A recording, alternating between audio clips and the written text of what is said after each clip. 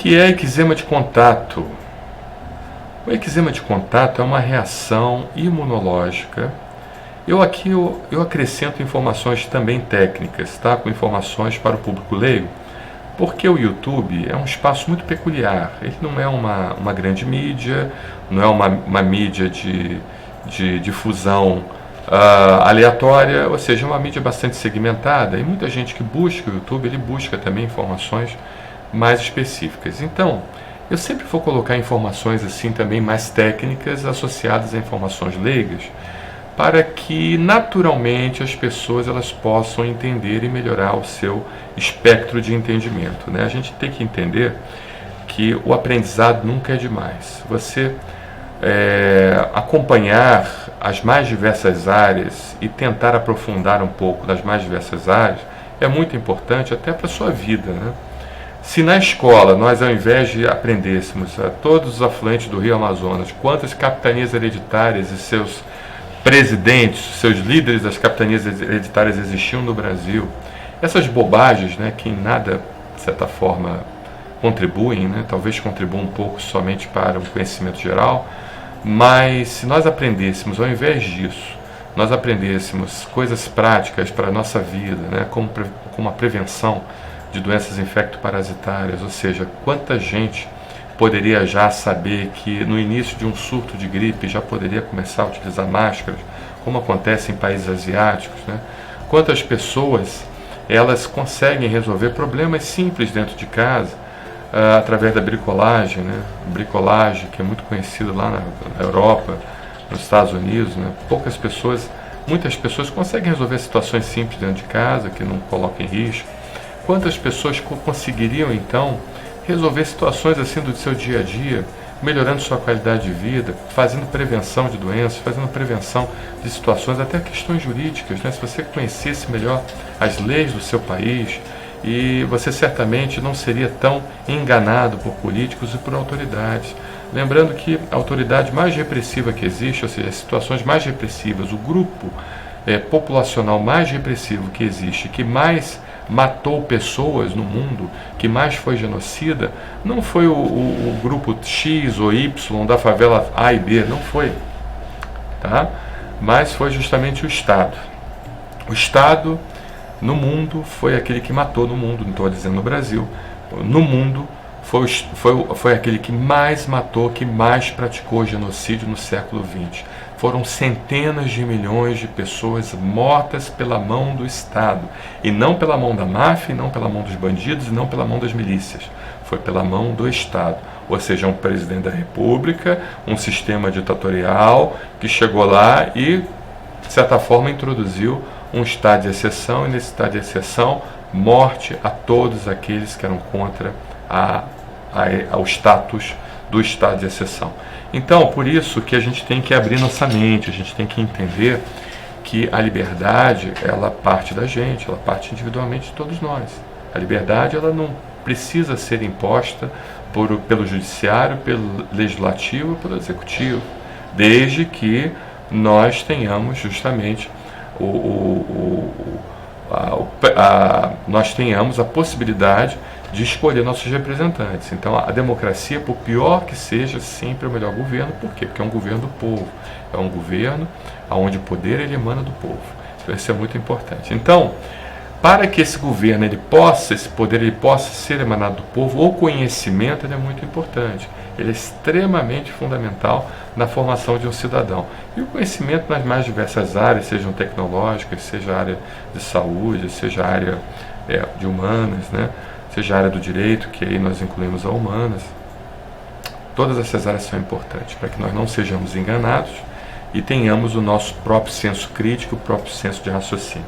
Então vocês vão ver muita coisa relacionada a explicações mais técnicas, associadas a explicações mais simples para leigos, para que o leigo ele possa ir também aprendendo. Lógico que ele não vai se automedicar, em nenhum momento eu encorajo as pessoas a se automedicarem, nem prescrevo nada aqui. Mas o conhecimento faz com que a própria pessoa tenha um entendimento melhor e, consequentemente, consiga tomar uma decisão que muitas das vezes mais rápida e que venha salvar a vida dele. Então, no caso do eczema de contato, eu vou acrescentar um pouquinho mais de informações, que é importante.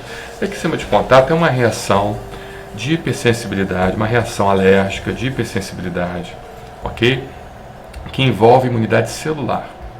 E é uma reação também que ela acomete uma região específica do corpo, ok? Então, o paciente, para ter o eczema de contato, ele tem que ter uma ou mais regiões específicas do corpo atingidas, mas que justifiquem através do contato com alguma substância.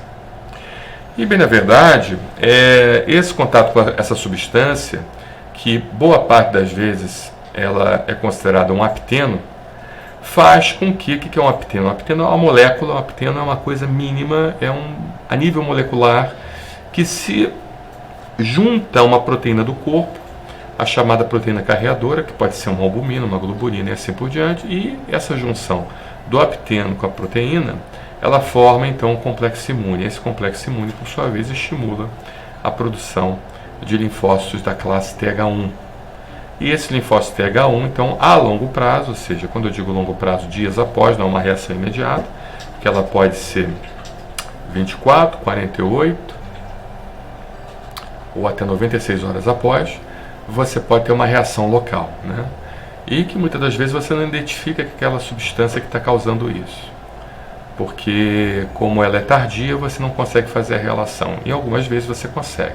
Por exemplo, quando você usa uma bijuteria, né? Tem muita gente que usa bijuteria, porta a bijuteria sobre a pele, aquela bijuteria ela é rica em sulfatos de níquel ou cloreto de cobalto, que são duas substâncias que dão o dourado e o prateado para o sulfato de níquel, para a bijuteria, o sulfato de níquel ou cloreto de cobalto, e aquele dourado e prateado falso, aquela substância que dá esse dourado e prateado, ela passa para a pele, e passando para a pele por sua vez, ela faz então uma reação local inflamatória chamada reação do tipo 4A de gel e cumbis, que justamente ela envolve os linfócitos chamados linfócito TH1, tá?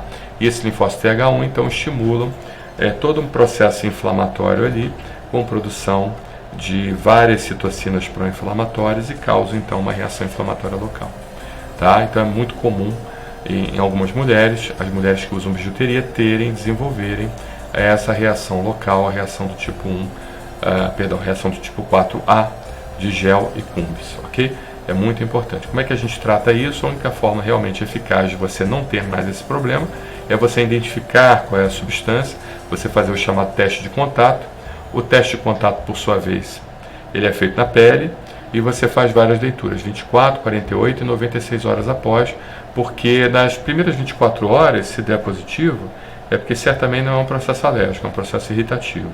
Se começar a dar positivo acima de 48 horas, até 96 horas, aí a gente já pensa sim num processo que a gente chama resposta imunológica tardia do tipo 4A, ok? Causada justamente pela exposição da substância. Então a gente faz a identificação da substância, e identificando a substância a gente retira aquela substância e todos os objetos que estariam relacionados àquela substância, tá? Que o sulfato de níquel, por exemplo, ela é uma substância muito contida em bijuterias, mas existem outras substâncias também que contêm o sulfato de níquel, e isso, na hora do teste alérgico, lhe é dado um relatório completo, tá bom? Então, tratamento de eczema de contato a longo prazo é identificar a substância, retirar a substância. A curto prazo, para sair da crise, aí você pode passar substâncias anti-inflamatórias, como os corticosteroides tópicos, né? Como os inibidores da calcineurina, como antihistamínicos orais, ajudam um pouco, não ajudam muito, mas ajudam um pouco, e também antibióticos e antifúngicos, caso aquelas feridas elas estejam complicadas com infecções secundárias ou infecções terciárias também, ou seja, em cima da primeira infecção, em cima da infecção primária, em cima da inflamação primária, você acabou tendo processos secundários e terciários, e muitas das vezes esses processos são causados por infecções bacterianas ou infecções fúngicas, tá bom? Espero ter respondido sua pergunta. Um abraço.